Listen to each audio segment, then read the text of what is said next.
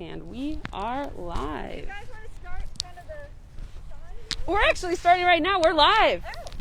We're live. Not sure if we have any viewers yet, but I'm just gonna get started anyway. So hi everyone. My name is Anna Marie and I'm with the Santa Clara Valley Open Space Authority. Welcome back. We're here yet again for one more virtual nature event. One more and then a lot more. We got a whole lot coming this whole month. And I hope everyone is having a great morning. It's definitely kind of a hazy Friday, so we're thinking about everyone that's being affected by the most recent fires and hoping that everyone is staying really safe and healthy. It's just one more good reason, though, that we're bringing you this virtual event if you're deciding to stay inside today and protect your lungs a little bit. So, with that, today we are at Martial Cottle, and if some of you know it or some of you don't, it's in South San Jose. It's currently managed, and it is managed by the Santa Clara County Park System. And as Hank was telling me, it's actually the most central park in that system, which is pretty cool. Martial Cottle, it's an awesome place to come take a bike ride, walk around, just get your nature fix, but it's really, really close to residential areas, so you don't have to go too far. And like I said, it's managed by Santa Clara County Parks, but the Open Space Authority actually helped to fund it back in the early 2000s. So again, another cool nature collaboration between some public agencies. So I mentioned Hank, and I am here with Hank and Elizabeth, who are a couple of master gardeners, because not only does Martial Cottle provide places for people to recreate, but it also has this amazing community garden. And that's what we're doing today. We're going to do a tour of the community gardens. It's huge, so today we're just focusing on one half of it, the California native plants and also some Mediterranean climate plants. With that, just want to say I'm wearing my mask. We're all going to be staying 6 feet apart, so that's a good reminder for you too. If you get out to get a mask, make sure you're at least 6 feet from people you don't live with. We can all stay really healthy. And with that, I'm going to turn it over to Hank and Elizabeth. So thank you. And one more thing though, because this is a virtual live stream event, you're our eyes and ears behind the camera. So I'll be bopping over to the other side. And you can let me know in the comments if there's anything with the sound or the visuals, or you have questions. Please leave your questions. And like I said, Hank and Elizabeth will answer them. So now I'm handing it over. Thank you. Hi, good morning. I'm Hank. This is Elizabeth. And we're the two Master Gardener volunteers. We've been off and on co-leads for this park since 2015. And one grammatical correction is not really a community park. This is a garden. This is a Master Gardener demonstration garden. They're actually, if you can hear the equipment in the background, they're actually building out the first phase of a community garden, which is just 300 feet away. And so there will be people to sign up for those plots. Here we take volunteers. We're restricted, of course, with COVID. So if you're interested in what we do out here, please look at our website, look for our tips and events, and join us on a virtual presentation, and contact one of us. You can go to our help desk and ask questions about your garden and what you're trying to deal with in your own home garden, and we have people there that can answer those questions for you. They can also get information to us, so if you're interested, then we can add you to our mailing list and so forth, so that you know when we might be open for the public, and we have a couple of those events coming up. Do you want to...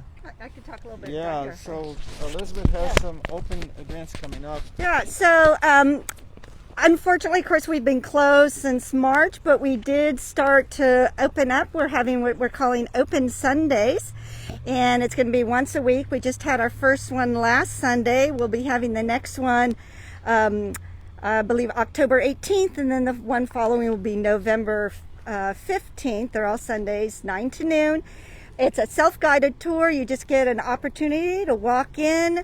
There'll be master gardeners here. I'm going to quickly tell you a little bit about what's happening here at our 4-acre parcel. Right now, behind me is our California native garden, and we also have a habitat garden, which has a Pollinator Hill. We have about 80 raised beds. We have in-ground beds. We have another pollinator garden with some water features. We have this awesome field trip program, and we take kids out to the other pollinator garden. Our newest garden is a succulent garden, so if you're interested in water-wise, that's a whole nother realm of a garden to go to. Then we have some more teaching gardens, a Three Sisters garden where we grow corn, beans, and squash in the manner of the Iroquois. And then we have an orchard with, I think, what is about 60, 70 fruit trees. 370 fruit trees. Yeah, almost all of them donated, so we want to take a shout out to all our great supporters out there. This is also our growing grounds where we have a 2 shade houses, a greenhouse, and a hoop house. And then, I don't know if you can pan over to our fabulous pavilion over there. And that was part of the Measure Q grant program from the Open Space Authority. So we're more than happy to welcome the open space here. They also supported our field trip program, which I'm going to shout out because we just won an award called Search for Excellence. It's part of the Master Gardener program, and our field trip program won the 3rd place. So we're really pleased about that. And that was something that came out of the grants. And OSA provided some, obviously the pavilion, but also some transportation costs to get Title I in low-income schools. So we're just thrilled to be working with our partners, the Open Space Authority. So we take a look around the garden. Let's take a tour. Okay, so as I said, behind me is our California native garden, and this particular garden is actually irrigated. We have what's called kind of a grid irrigation. So the irrigation is done drip tubing approximately every 8 feet, every 1.5 feet around. So we actually have 2 native gardens. This one's irrigated, and then the other one's not, because we wanted people to see what it was like, what happens when you don't irrigate a native garden. Right now, this isn't, the prime season. Obviously, California natives often will go dormant at the end of the summer season because it's dry. Once it starts cooling off, things will start coming alive again. And that's what's so great about natives, is that you actually start getting your flowers in the wintertime. Also remind you, this is an awesome time to be planting the natives in your own yard. It's so that the plants can have an opportunity to get established in the cooler weather, and hopefully we'll get rains as well. You can see we have beautiful buckwheat here. It's kind of at the end of the seasons, but you also get the beautiful brown hues and a little bit of the red flowers. Our Channel Island tree poppy over there with the beautiful yellow flowers, that blooms all year long, so that's an awesome plant to have in your yard. We have a great little path here with this fun little bridge. This right here, I believe, is Bee's Bliss. It's gigantic. It is one plant, and really, if you give Bee's Bliss its space, it will grow. It's not just something that stays to 8 feet wide.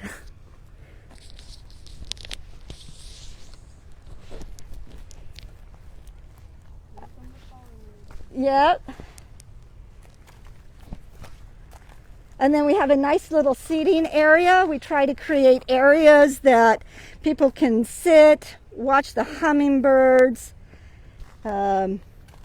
We do have a lot of issues with ground squirrels here, as well as bunny rabbits. So you can see the bunny rabbits have nicely trimmed our grasses. In the springtime, this whole area is covered with poppies, and it's just absolutely stunning. And the bees that come out here are fabulous. We find that manzanita do really well. So we struggle a little bit out here. This land was farmed since the 1850s. So you know that there's been a lot of tilling and a lot of mechanical work to the land. And we don't really know how well it has been managed. So we're finding that it's a big learning curve for us on how to plant what grows well and what doesn't.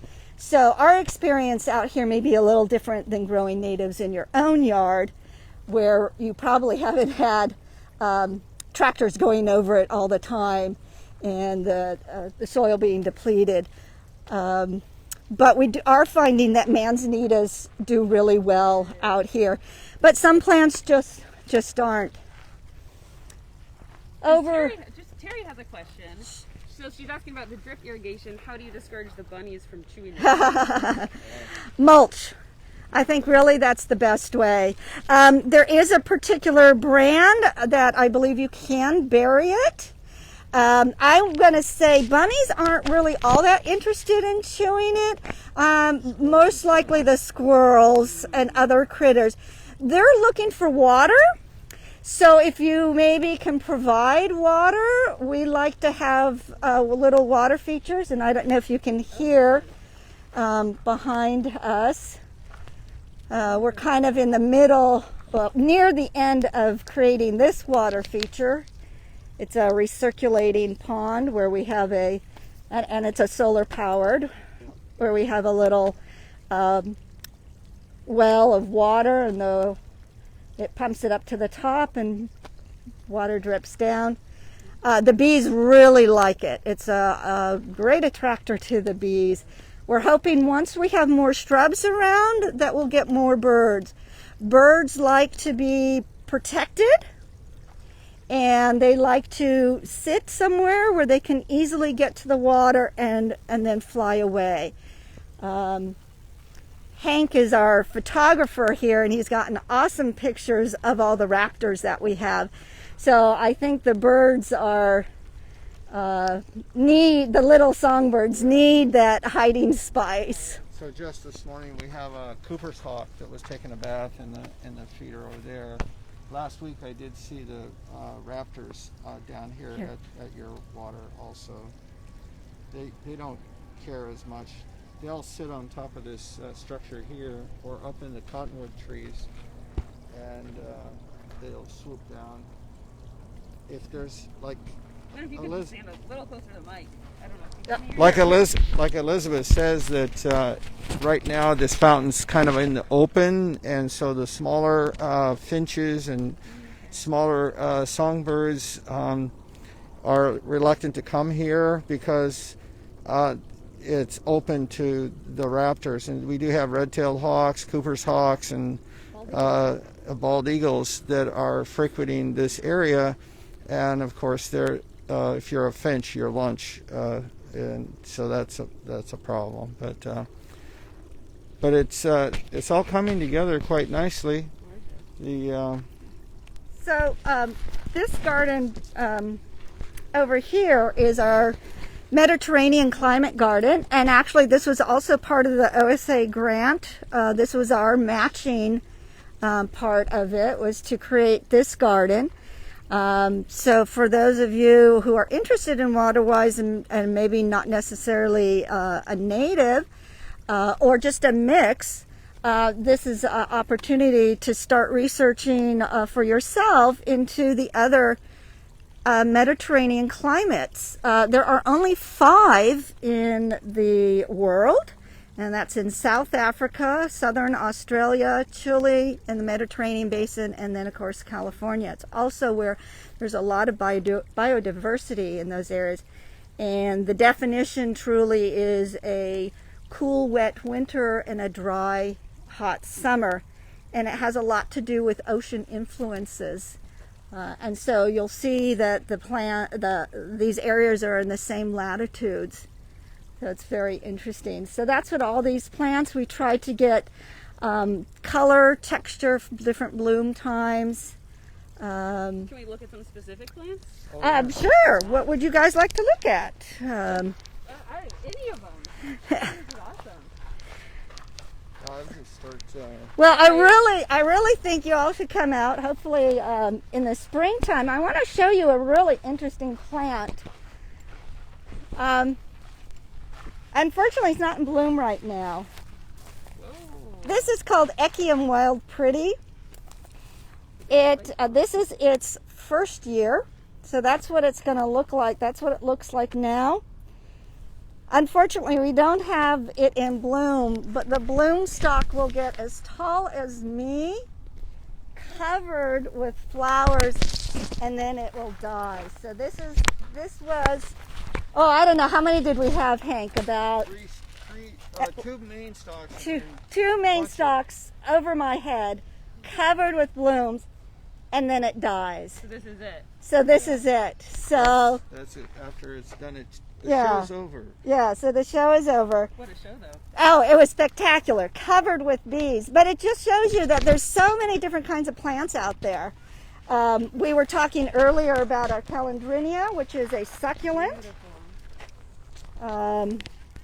This is also very popular with the bees and the butterflies. So if you have a stand of this in your yard. Yeah. As you can see, it's huge. It's actually only 2 plants. So it expands.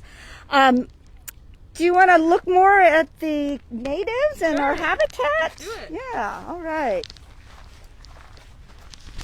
So this is our Pollinator Hill, we call it. So it was designed with pollinators in mind. We've got a lot of sages. We've got the epilobium, which is the California fuchsia, which is a great bee, and particularly the hummingbirds love that.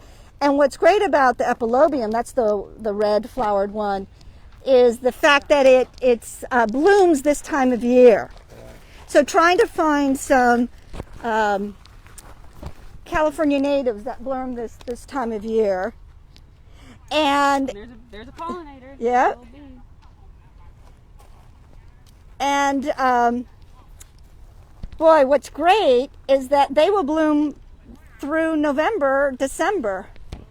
And then you usually cut it down. I like to leave it up as long as I can because the little birds will come and go for all the seeds. So earlier this morning I was asked why we didn't cut off these flower heads after they're dried like this. And the answer, of course, is what Elizabeth just said, is that it's a pollinator garden and / habitat garden. And so this time of year, the finches and birds and are out here foraging for the seeds off of these plants, which then they distribute all around the county, whether you want them to or not. Yes, so you'll see like our sages where we have not removed the blooms. There's one little bloom. And again, it's because we want to leave it for the birds. But then you go over to the non-native sages, like Hot Lips over there, the red flower, if you want to head on over there. And that blooms almost all year long. That's down there. Yeah. That's a great hummingbird magnet. So I want to talk a little bit about bees. And if you can look at the flower on these, you'll see it's not your typical flower that a bee will go to. It's more something that you'll have perhaps hummingbirds or butterflies. But there is a bee there. That's because they're pretty smart and they will go down to the base of the flower and they'll pierce the base of the flower and they'll get the nectar from there. So they're pretty smart. So even though it's not I think it's an umbral flower that's flat, like let's say a sunflower, that they'll be all over, they still know how to get to the nectar that they want. So this is a mix of native and non-native, and it's we planted it to bring the hummingbirds and the bees. But the reason that you choose a lot of natives is that you want to bring in the natives. Whoa, these are like fireworks. These are beautiful. Yeah. That is a non-native, but gorgeous flowers. They come in lots of colors. Now this hill, we talked a little bit about the drip irrigation over there, and that was in a grid irrigation system. This is in a drip, and this is great. We can show you. We circle the plants. So this tubing has emitters every 6 inches, and then we encircle the plant. When you first plant any plant, you want to make sure that it's well watered. I know it's a native, but it takes up to 2 years to get established. So at least for 2 years, you should be watering weekly, maybe the first year, and then maybe every 2 weeks or 10 days the second year. And it's real important that you make sure when you plant, that you get your root ball wet, especially the first couple years, because that's a different soil than the surrounding soil, and that soil can get hydrophobic. So you're looking around, go, oh, it's nice and wet, but that root ball is dry. So just something to think about as you're watering. And then Sandra just had a quick question. Well, I don't know if it's a quick question. She's asking, how big is the garden? Like, how long does it take to stroll around the whole thing? I've been out here for 4 years. I haven't seen the whole place. No. So I guess talk about Martial Cottle versus. Yeah, so the park is quite large. You could spend a whole day here and not see the whole park and walk all the paths within the park. And it's 287 acres. 287 acres. 170 plus are still being farmed by organic farmer Jacob's Farm. It was just on the other side of our fence here. But the park itself is quite large. It goes all the way from Branham Lane to Chenoweth along Snell, and then it goes back probably about a half a mile. Actually, one corner of it goes clear over to 85 and 80, the intersection of 85 and 87. So it's quite large if you look at it on the Google map.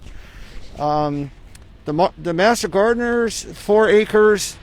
I would, when we're open, you could spend an hour out here just looking around and stuff. If you just wanted to come and see a specific thing, of course, you can spend 20 minutes or 30 minutes and get a really good idea of what's going on. And usually we have master gardeners on site when the gates open, and they'll be glad to answer any of your questions. Thanks. As Elizabeth mentioned a minute ago about the drip irrigation, and if you're planting any garden in California, this is the time of year you want to start getting your ducks in a row, because if you plant at this time of year, just as we're starting our rainy season, that's going to give you the best chance of having your plants get established through the rainy season.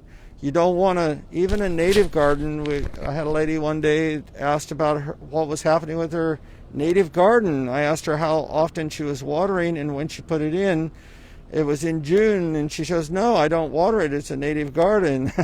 And that's just wrong, because they take a certain period of time to establish their root system and become drought tolerant.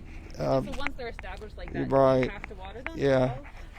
It depends on the plant. Yeah. So like say a manzanita, for instance, a manzanita, once it's established, it will live in this valley with whatever rain comes. There are others that are probably, when we say California native, California is a very big place. So there's wetlands and coastal environments, and so you can't just pick a plant and say, oh, it's California native, it's going to live in Santa Clara County, because if it's native to Santa Barbara or native to Humboldt County, those are two totally different climates and rainfall and temperature zones.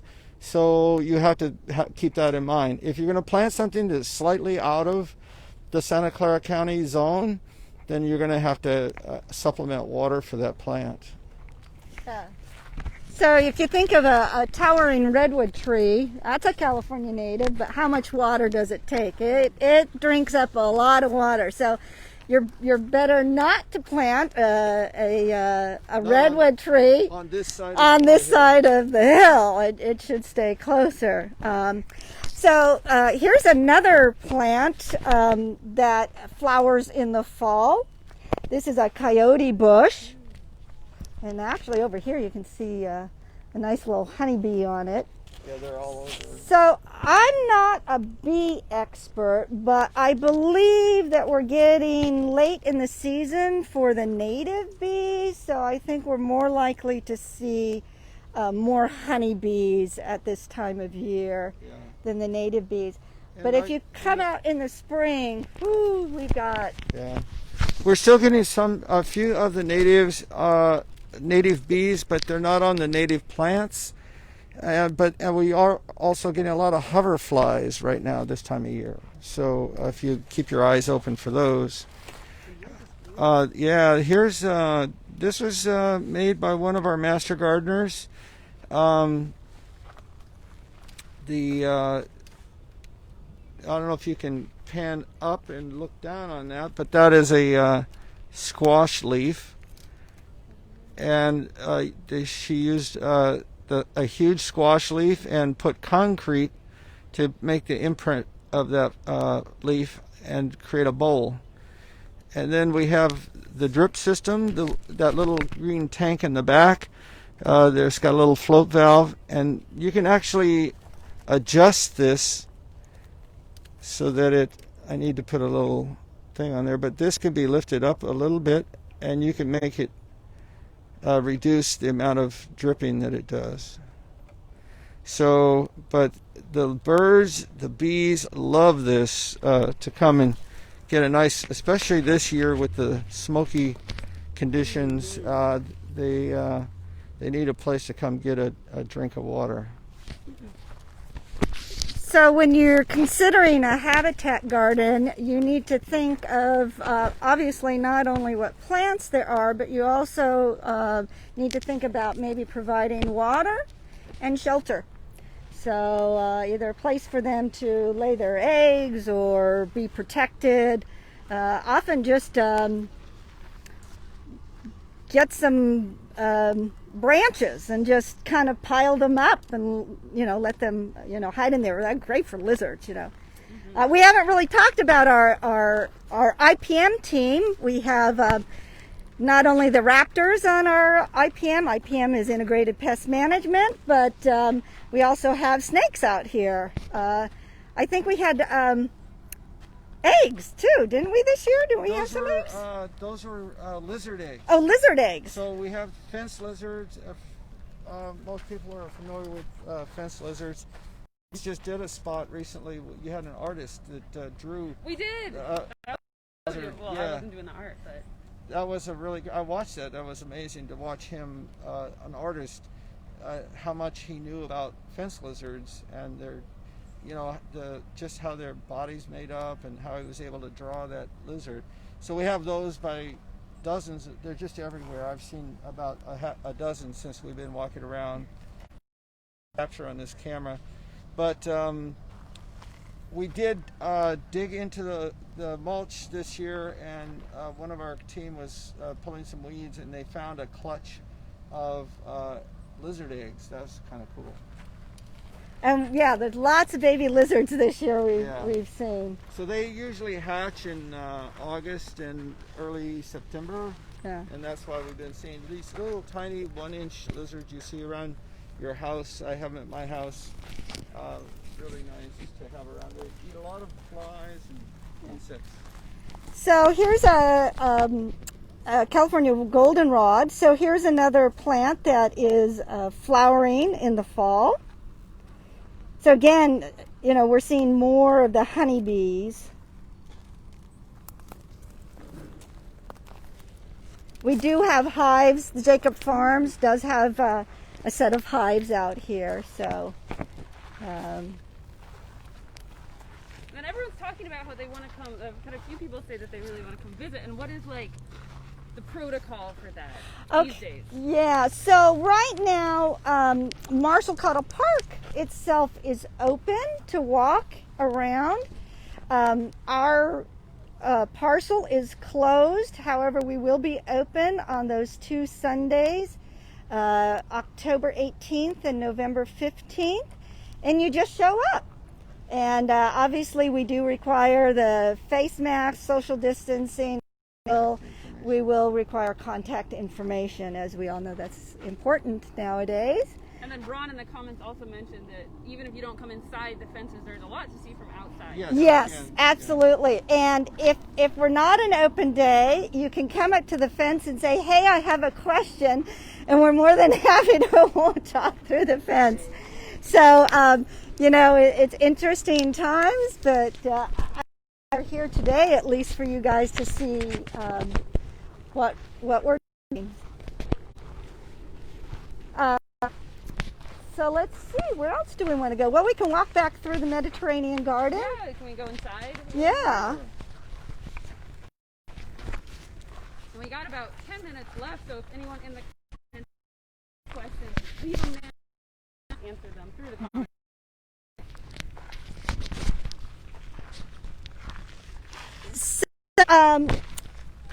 We have, you know, a lot of oak trees, native oak trees around California. But what we have here is a cork oak. So it's native to the Mediterranean. And there you go. You can see the, I don't know if you can get in and see the really interesting bark. You can see it up top too. Yeah. There we go. So that is actually the tree that they use to harvest cork For wine. for wine bottles. Wow. It supposedly doesn't harm the tree, and then it takes another 7 years for it to grow back. So they don't even have to cut down the Oh, they don't cut down the tree at all. So in a sense, it's a sustainable cork. So I know a lot of people have talked about, oh, we need to not do that, but then the alternatives, screw caps, great, plastic, and maybe not so good. So cork is not as bad as they thought. Yeah, this is a Tecrium. This is just a lovely little ground cover covered with the honeybees. So again, here, try to pick, you know, so we may not have everything in bloom, but there's vibrant green. This is it's an acacia. It's called Cousin It, so kind of appropriate for Halloween. Beautiful. This is a euphorbia. You wouldn't know it, but it's actually a succulent. Sap in it, though, that's a milky white that can be very irritating. So I believe all euphorbias are that way. This is a hebe. We're kind of getting low on that. So the Mediterranean climate garden, the reason we call it not a Mediterranean garden is because obviously these plants are from all over. The Cousin It is from Australia.